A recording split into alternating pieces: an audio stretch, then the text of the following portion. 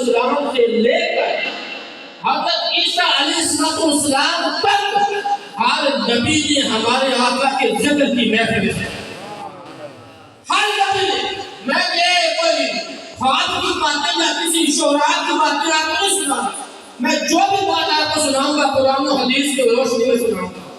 مفسرین نے لکھا حضرت آدم علیہ السلام ہو یا نوح علیہ السلام یا ابراہیم علیہ السلام یا موسیٰ علیہ السلام، ہر نبی نے اپنی امت کے سامنے جو عالمی ارواح میں اللہ پاک نے نبیوں سے وعدہ کیا تھا، ہر نبی نے وہی وعدہ اپنی امت سے کیا اور ہمارے محبوب کے ذکر کی محفل سے. بھائیو، اللہ پاک نے جب حضرت آدم علیہ السلام کی روح پھونکی، حضرت آدم علیہ السلام نے آسمان کی طرف اٹھا کے نظر دی. سمجھ آنے کے بعد جب حضرت آدم علیہ السلام نے اوپر دیکھا، آسمان پہ لکھا ہوا تھا لا الہ الا اللہ محمد.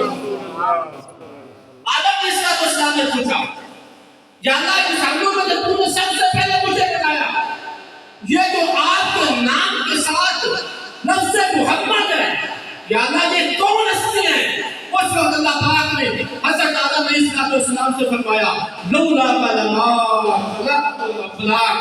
اے آدم، اگر میں نے اس حبیب کو پیدا نہ کرنا ہوتا میں آسمان کو نہ بناتا. لولا کلما خلقت الارض. اے آدم، اگر اس حبیب کو نہ بنانا ہوتا میں زمین کو نہ بناتا. لولا کلما خلقت الجنہ. اے آدم، اگر اس حبیب کو نہ بنانا ہوتا میں جنت کو نہ بناتا. لولا کلما خلقت النار. اگر اس حبیب کو نہ بنانا ہوتا میں نار کو نہ بناتا. یعنی محبوب کے دشمنوں کے لیے اللہ پاک فرماتا ہے كنت كنزا مخفيا واحببت علومك فخلقت محمد. اللہ پاک فرماتا ہے میں ایک چھپا ہوا خزانہ تھا، میں نے چاہ لوگ مجھے جانتے پہچانتے تو میں نے اپنے حبیب کی تقریب فرما دی. نہ زمین